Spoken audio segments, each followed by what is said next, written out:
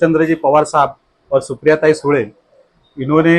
सम्माननीय आमदार डॉक्टर जितेंद्र आव्हाड साहब, जो बहुजनों की आवाज, अल्पसंख्यकों की आवाज, सेक्युलर आवाज पूरे देश में जानी जाती है, उनको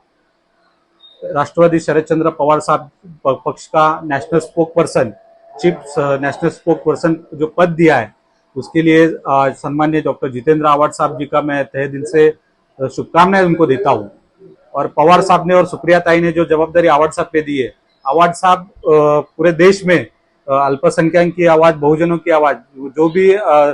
दलित पिछड़े पे जो अन्याय अत्याचार होता है उसके ऊपर आवाज हमेशा उठाते। तो पवार साहब और सुप्रियाताई ने जो जवाबदारी दिया है आव्हाड साहब पे, आव्हाड साहब पूरे देश में अब सेक्युलर आवाज पूरे देश में गूंजेगी।